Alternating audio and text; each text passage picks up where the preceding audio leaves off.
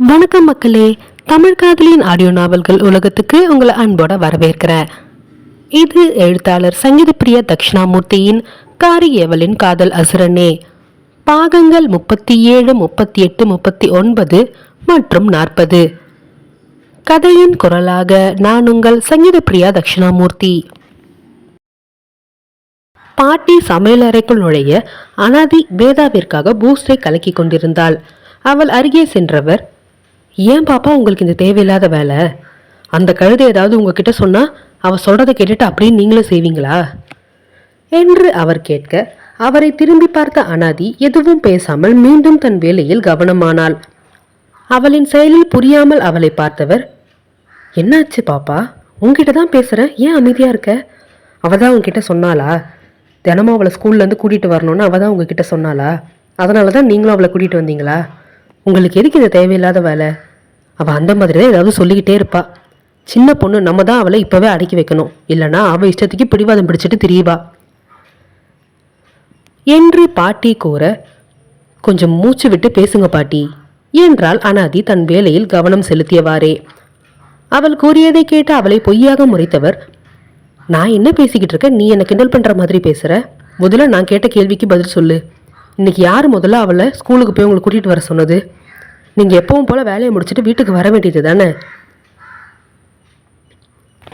என்று அவர் மீண்டும் கேட்க, இப்போ நாங்கள் ஸ்கூலுக்கு போய் அவளை கூட்டிகிட்டு வந்ததில் உங்களுக்கு என்ன பிரச்சனை பாட்டி என்றால் அவர் புறம் திரும்பி கைகளை மார்புக்கு குறுக்கே கட்டிக்கொண்டு அழுத்தமாக அனாதி. அவள் கேள்வியில் திணறி போனவர், அப்படியெல்லாம் ஒன்றும் இல்லையே, எனக்கு ஒன்றும் பிரச்சனை இல்லைம்மா என்றார் சமாளிப்பாக.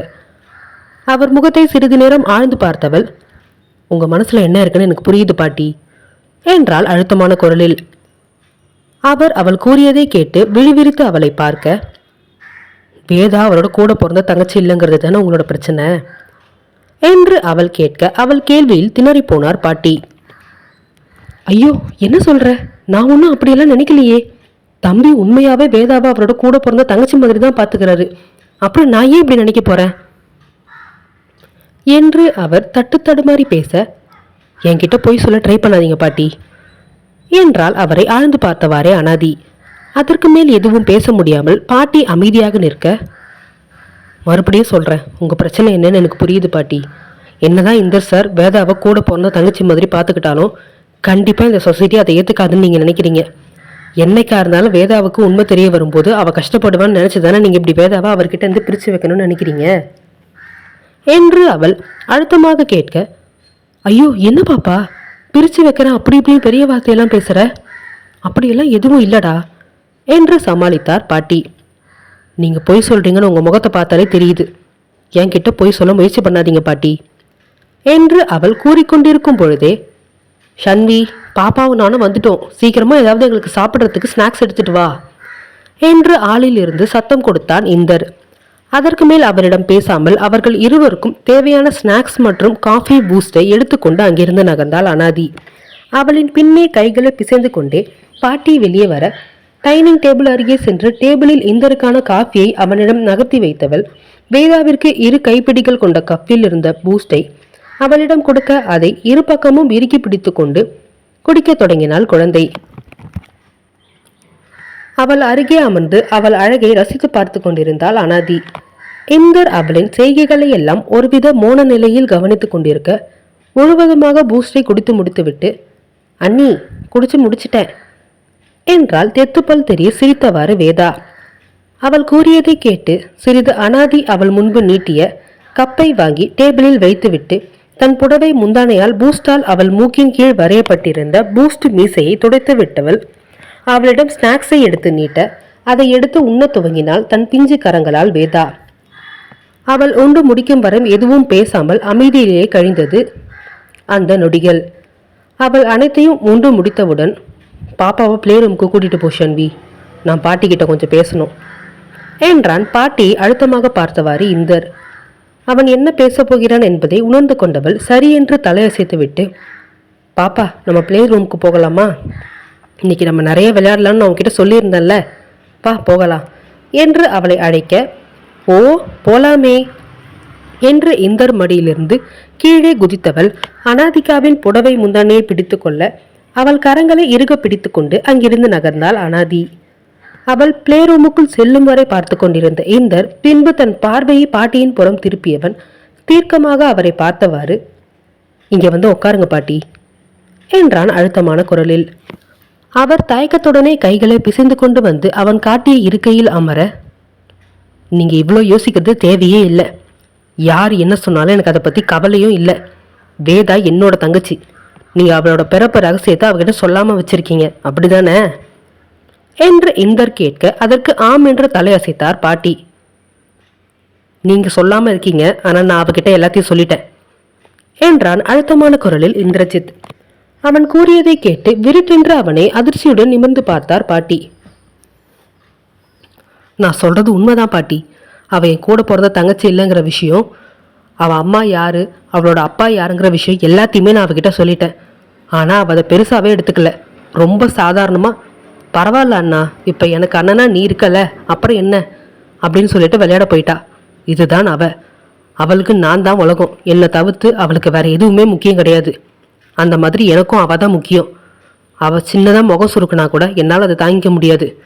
அவளை என் தங்கச்சிங்கிறத தாண்டி என் பொண்ணாவே நான் அவளை பார்க்குறேன்.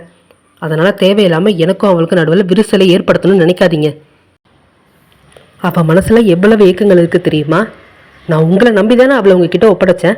ஆனா அவன் மனசுல இவ்வளவு ஏக்கத்தை கொண்டு வந்து நிறுத்தினது நீங்க தான். அவளோட ஆசை என்னங்கிறத நீங்க அப்பவே என்கிட்ட சொல்லியிருந்தீங்கன்னா நான் அவளோட ஆசையை நிறைவேற்றி வச்சிருப்பேன். உங்களை மட்டும் சொல்லி குத்தம் இல்லை, என் பக்கமும் தப்பு இருக்கு. நானும் அவகிட்ட பேசியிருக்கணும். அவன் மனசுல இருக்கிற ஆசைகளை கேட்டு தெரிஞ்சுக்கணும். அதை நானும் பண்ணாம விட்டுட்டேன். அது என்னோட தப்பு தான். ஆனா இனியும் அப்படி இருக்க மாட்டேன் பாட்டி. இனிமே அவளுக்கு என்ன விருப்பமோ அதை அவகிட்ட நேரடியா உங்ககிட்ட சொல்லுவா. ஒருவேளை அவள் உங்ககிட்ட சொன்னாலும் அந்த விஷயத்தை நீங்க உடனே என்கிட்ட சொல்லணும். இது என்னோட ஆர்டர், புரியுதா என்று அவன் கோபமாக கேட்க அதற்கு சரி என்று தலையசைத்தார் பாட்டி. போங்க, போய் வேலையை பாருங்க என்று அவன் இப்பொழுதும் கோபமாக கூற அங்கிருந்து அவனை திரும்பி திரும்பி பார்த்து கொண்டே சென்றார் அவர். அடுத்து என்ன நிகழப்போகிறது என்பதை அடுத்த அத்தியாயத்தில் காணலாம். காரிகேவலின் காதல் அசுரனே பாகம் 38. வேதாம்மா, இனிமே உன் மனசுல என்ன தோணுனாலும் அதை உடனே என்கிட்ட சொல்லிடணும். அதை என்கிட்ட மறைக்கலாம் கூடாது. ஒருவேளை என்கிட்ட உனக்கு ஏதாவது சொல்ல முடியலன்னா அதை உன் அண்ணிக்கிட்டேயோ இல்லை உன் பாட்டிக்கிட்டேயோ நீ சொன்னா அவங்க அதை என்கிட்ட சொல்லுவாங்க, புரியுதா? தேவையில்லாம எதையும் மனசுக்குள்ளேயே போட்டு மறைச்சு வச்சுக்க கூடாது. நீ என்னோட தங்கச்சி, உனக்கு என்கிட்ட எல்லா உரிமையும் இருக்கு. அதனால என்கிட்ட சொல்றதுக்கு பயந்துக்கிட்டு உனக்குள்ளேயே எல்லா விஷயத்தையும் போட்டு மறைச்சு வச்சிருக்க கூடாது, புரியுதா என்று இந்தர் உணவு அருதி கொண்டிருக்கும் பொழுது வேதாவிடம் கூற, வேதாவுக்கு அனாதி உணவு ஊட்டி கொண்டிருக்கும் வேளையில் அவள் வாயில் உணவை அதக்கியவாறே, சரி அண்ணா, நான் இனிமே சொல்றேன். ஆனா நான் என்ன சொன்னாலும் நீ அதை செய்யணும், ஓகேவா என்றாள் மழலை குரலில் வேதா. அவள் கூறியதை கேட்டு இந்தர் சிரிக்க, அனாதியோ குழந்தையின் கன்னத்தை பிடித்து தன்புறம் திருப்பியவள், நீ எது கேட்டாலும் செய்யணும்னு சொல்றது தப்பு வேதா.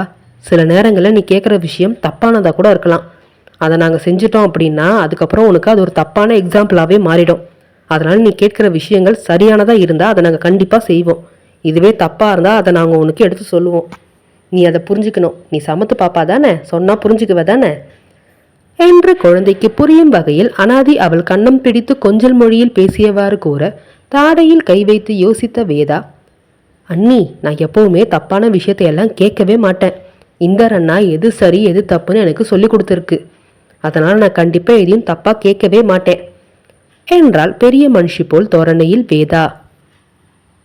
அவள் கூறியதை கேட்டு விழிகளை விரித்து அனாதி இந்தரின் புறம் திரும்ப, இந்தரோ, அவ என்னோட வளர்ப்பு ஷன்வி, அவ தப்பு பண்ண மாட்டா, அந்த நம்பிக்கை எனக்கு இருக்கு என்றான் பெருமிதமாக. இந்த வயதிலேயே சரி எது தவறியது என்று புரிந்து கொண்டும் இருக்கும் அவளின் மனப்பான்மையை எண்ணி அவளுக்கு வேதாவை எண்ணி ஆச்சரியமாக இருந்தது. குழந்தை வளர்ப்பில் எவ்வளவு சரியாக உள்ளான் இந்தர், எப்படி இவனுக்கு இதெல்லாம் தெரிகிறது என்று அவள் நினைத்து கொண்டிருக்க, அவள் புடவை முந்தானையை பிடித்து இழுத்த வேதா, அண்ணி பசிக்குது, ஊட்டுங்க என்றால் ஆ என்று வாயை திறந்தவாறு.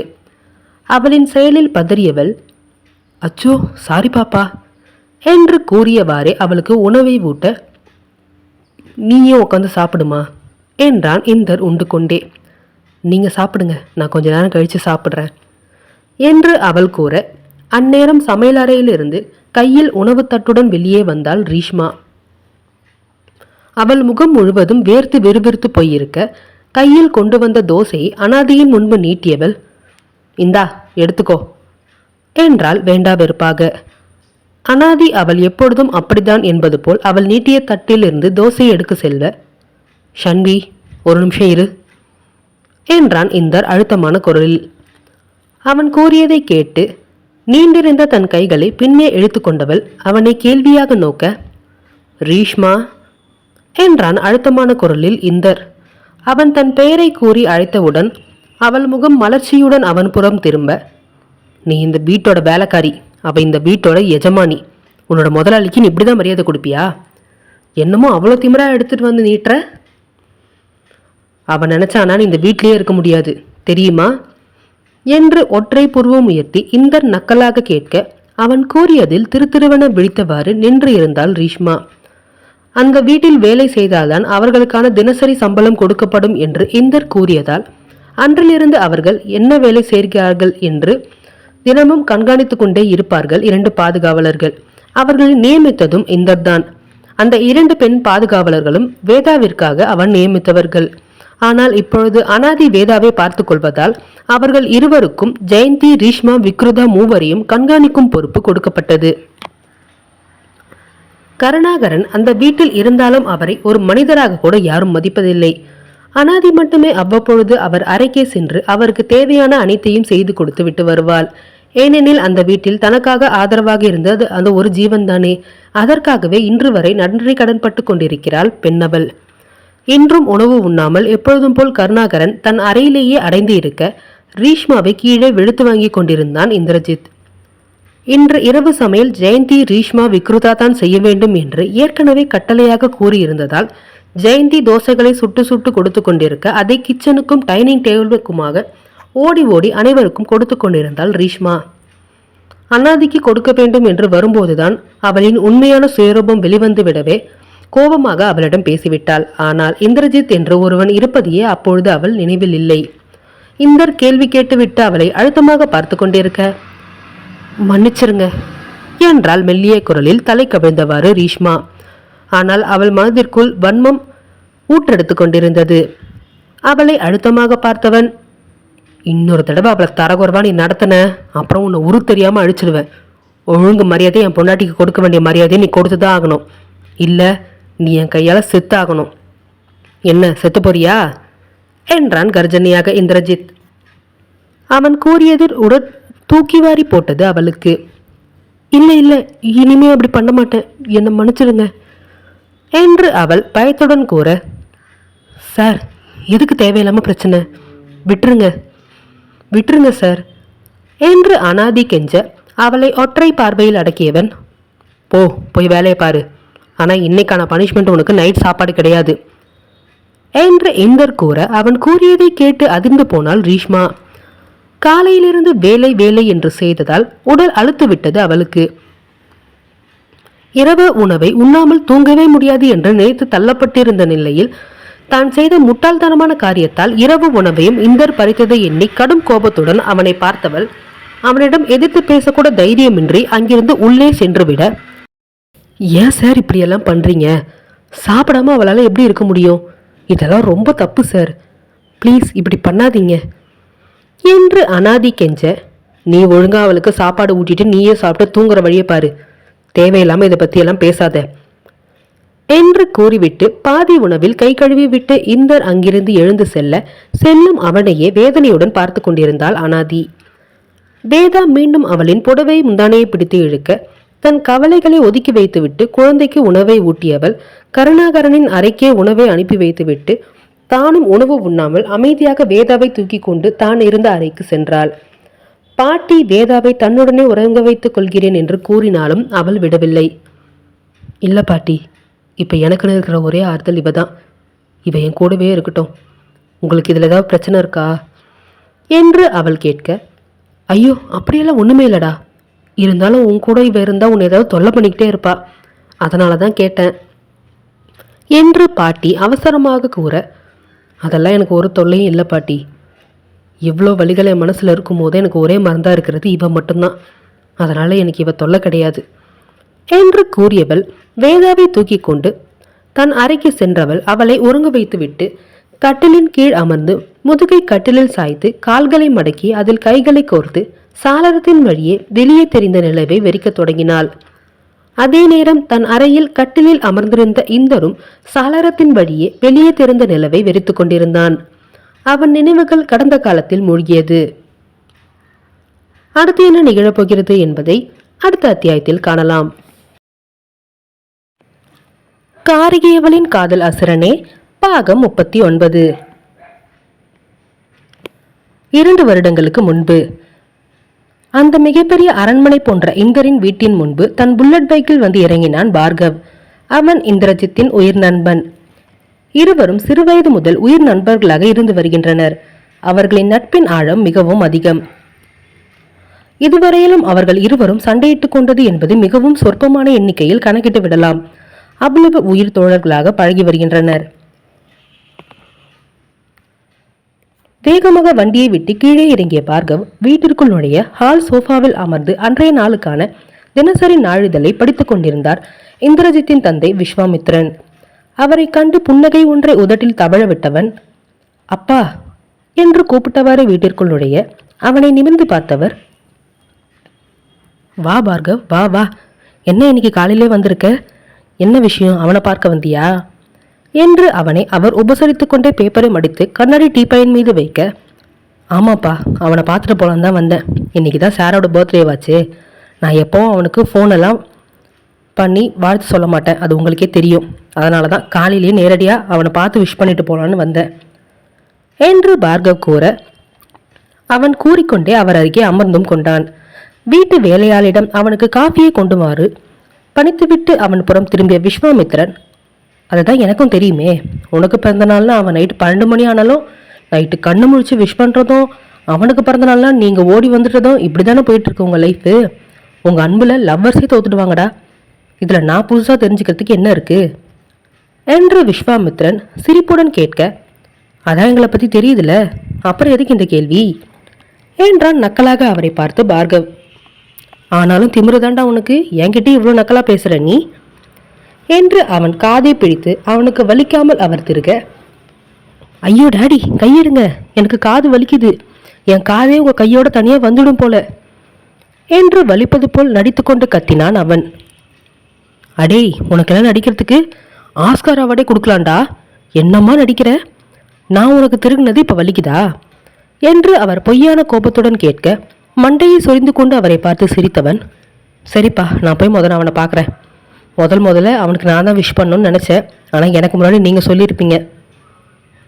இருந்தாலும் பரவாயில்ல, நான் இப்போ போய் சொல்ல போகிறேன் என்று அவன் வேகமாக எழுந்து மேலே இருந்த இந்தர் அறை நோக்கி ஓட, காஃபி குடிச்சிட்டு போடா என்று கத்தினார் விஸ்வாமித்ரன். அதையெல்லாம் பார்சல் பண்ணி மேலே அவனோட ரூமுக்கு அனுப்பிடுங்க, நான் அங்கே தான் இருப்பேன் என்று கத்திக்கொண்டே மேலே ஓடியவன் இந்திரஜித் அறை கதவை திறந்து கொண்டு உள்ளே செல்ல இந்திரஜித் அவன் அறையில் இருப்பதற்கான அறிகுறியே இல்லை. டே இந்தர், எங்கடா இருக்க நீ?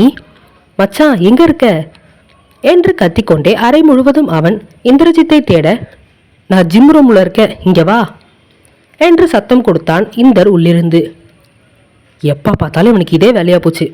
காலையில் எழுந்த உடனே இந்த ஜிம்முக்கு உள்ள நுழைஞ்சிக்க வேண்டியது, அப்புறம் வெளியே வரத்துக்கு மணிக்கணக்காக ஆக்க வேண்டியது, அப்படி என்னதான் இருக்கும் இவனுக்கு இந்த எக்ஸசைஸ் பண்றதுல என்று புலம்பிக்கொண்டே அவன் அந்த அறைக்குள் நுழைய அங்கு பஞ்சிங் பேக்கில் குத்துச்சண்டை இட்டு கொண்டிருந்தான் இந்திரஜித்.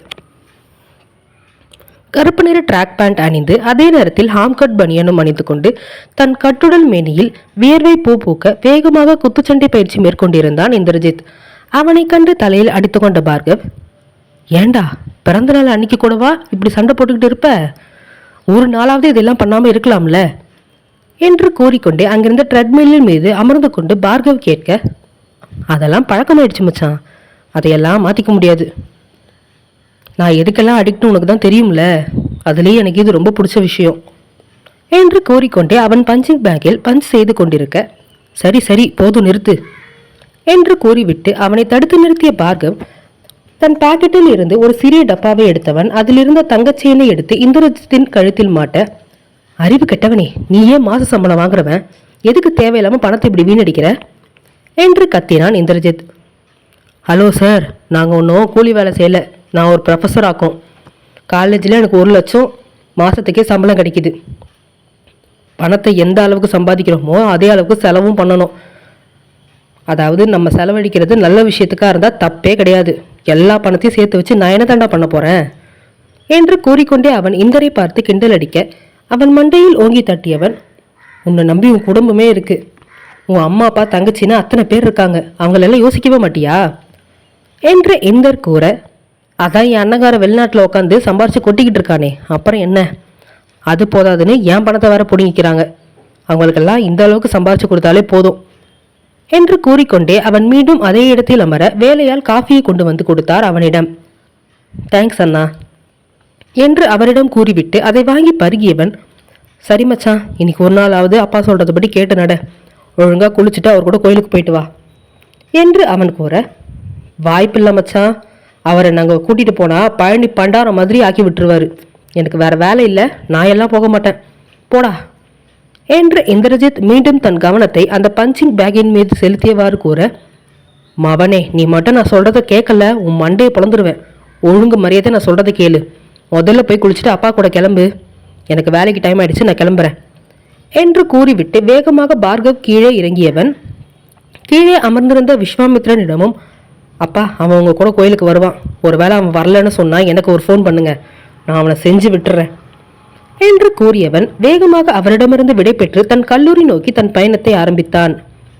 வேறு வழியின்றி தன் நண்பனின் பேச்சை மீற முடியாமல் தன் தந்தையுடன் இந்திரஜித் கோவிலுக்கு சென்றவன் அங்குதான் தன் வாழ்க்கையே மாறப்போகிறது என்பதை அறியவும் இல்லை, தன் தேவதையை அங்குதான் பார்க்க போகிறோம் என்பதையும் அப்பொழுது அவன் அறியவில்லை. அடுத்து என்ன நிகழப்போகிறது என்பதை அடுத்த அத்தியாயத்தில் காணலாம். காரிகேயவனின் காதல் அசுரனே பாகம் 40.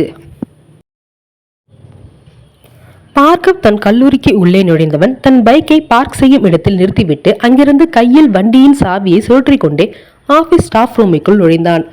அவனை கண்டவுடன் அவனின் சக தோழமை பேராசிரியர்கள் அவனுக்கு மரியாதை நிமித்தமாக வணக்கம் வைக்க, அவர்களுக்கெல்லாம் இன்ப முகத்துடன் காலை வணக்கத்தை கூறியவன் தன்னிடத்தில் சென்று அமர்ந்து கொண்டான். சிறிது நேரத்தில் பியூன் ஒருவர் வந்து, சார், உங்களை பார்க்கறதுக்காக உங்களோட ப்ராஜெக்ட் ஸ்டூடெண்ட் வந்திருக்காங்க என்று கூற, அவர் கூறியதை கேட்ட பார்கவின் இதழ்கள் தானாக புன்னகை புரிந்தது.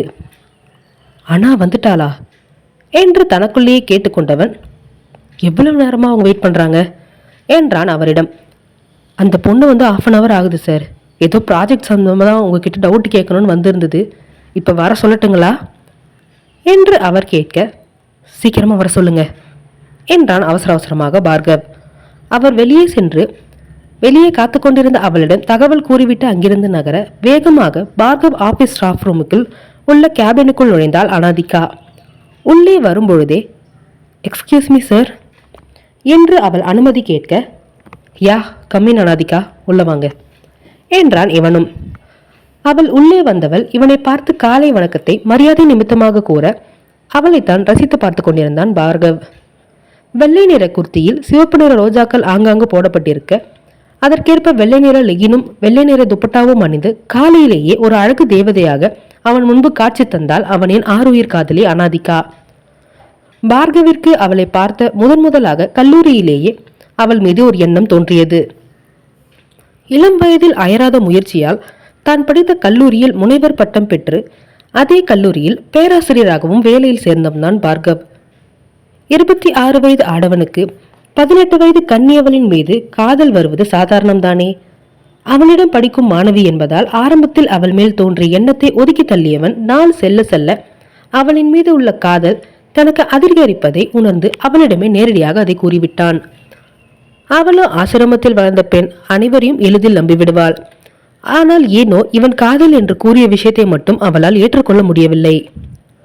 சார், நீங்க என்னோட ப்ரொஃபஸர், நான் உங்களோட ஸ்டூடெண்ட், நம்ம எப்படி சார் என்று அவள் பயத்துடன் தயக்கத்துடனும் கேட்க, லுக் அண்ணா, நான் ஒன்றும் உன்னோட 10-15 வயசு பெரியவன் கிடையாது. அது மட்டும் இல்லை, உனக்கு வயசு ஒரு பெரிய விஷயமோ இல்லைங்கிறது எனக்கு தெரியும். எனக்கு உன்னை பிடிச்சிருக்கு, அதை உங்ககிட்ட நான் நேரடியாக சொல்லிட்டேன். நான் இதை மறைச்சி வச்சுருந்தாதான் தப்பு. என் மனசுக்குள்ளே தோணுன விஷயத்த நான் உங்ககிட்ட சொல்லிட்டேன். அதை ஏற்றுக்கிறதோ ஏற்றுக்காததோ உன்னோட விருப்பம். என்று அவன் சாதாரணமாக கூறினாலும் அவன் கண்களிலோ என்னை ஏற்றுக்கொள்ளே என்னும் தவிப்பு நிறைந்திருந்தது. அதை உணர்ந்து கொண்டவளுக்கு அவன் காதலை எண்ணி பயமாகவும் இருந்தது, அதை ஏற்கவும் பயமாக இருந்தது. அவனிடம் மனதை விட்டு பேசிவிட வேண்டும் என்று அப்பொழுதே நினைத்தவள், சார், நான் என்ன பத்தின விஷயங்களோ உங்களுக்கு முன்னாடியே சொல்லிடுறேன், அதுக்கப்புறம் உங்களோட முடிவு என்னங்கிறத என்கிட்ட சொல்லுங்க என்று அவள் கூற அவளை தான் பார்த்து கொண்டிருந்தான் அமைதியாக பார்கவ்.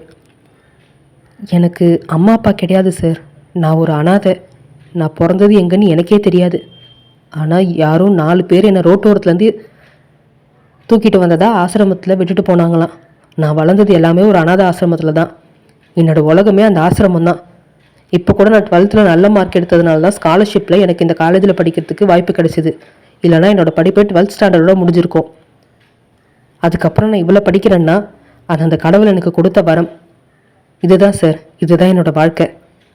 எந்த ஒரு ஆம்பளையும் உறவுகள் இல்லாத, தாய் தந்தை இல்லாத ஒரு அனாதை பொண்ணை கல்யாணம் பண்ணிக்கணுமான்னு நினைக்க மாட்டான், யோசிக்கவும் செய்வான். நீங்களும் அப்படி தான். கண்டிப்பாக இப்போ என்னை பற்றின விஷயங்கள் தெரிஞ்ச பிறகு உங்களுக்கு என் மேலே இருக்கிற காதல் போயிருக்கும் என்று அவள் பேசிக்கொண்டிருக்கும் பொழுதே அவளை இடைநிறுத்தினான் பார்கவ். ஒரு நிமிஷம் ஆனா, நான் பேசலாமா என்று அவன் கேட்க, சொல்லுங்க சார் என்றாள் அமைதியான குரலில் அனாதிகா. முதல்ல நீ ஒரு அனாதை பொண்ணுன்னு நீ சொல்ற, ஆனால் உனக்காக இனி நான் இருப்பேன்னு நான் சொல்றேன். உனக்கு நான் என்ன சொல்ல வரேன்னு புரியுதா என்று பார்கவ் தன் விருப்பத்தை ஒரே வரியில் கூறிவிட அவனை விழிகளை விரித்து பார்த்தாள் அனாதிகா. அவள் அருகே சென்று நின்றவன் அவள் கன்னங்களை தன் 2 கரங்களில் தாங்கினான். ஏனோ அவனின் நெருக்கத்தில் விழிகள் படபடவென்று அடித்து கொண்டது அனாதிகாவிற்கு. முதல்ல அனாதங்கிற வார்த்தை இனிமே உன் வாயிலிருந்து வரவே கூடாது. இனிமே உனக்காக நான் இருப்பேன், அதை மட்டும் உன் மண்டையில ஏத்திக்கோ. நீ வளர்ற ஆசிரமத்துக்கு என்ன செய்யணும்னு நீ நினைக்கிறியோ செய். என்னோட சைட்லேருந்து இதுக்கு நான் உனக்கு துணையாக இருப்பேன், உனக்கு எல்லா உதவியும் செய்வேன். நான் உனக்கு காதலனாவோ கணவனாவோ மட்டும் இருக்கணும்னு நினைக்கல, ஒரு நல்ல நண்பனாகவும் ஒரு நல்ல அம்மா அப்பாவாகவும் உனக்கு எல்லா உறவுகளாகவும் இருக்கணும்னு நினைக்கிறேன் என்று அவன் கூறும் பொழுதே கண்களில் இருந்து கண்ணீர் வடிய துவங்கிவிட்டது அனாதிகாவிற்கு. தன் விரலால் அவள் கண்ணீரை துடைத்து விட்டவன், இப்போதைக்கு நீ படிக்கிறதுல மட்டும் கான்சன்ட்ரேட் பண்ணு, வேற எதை பற்றியும் யோசிக்காத.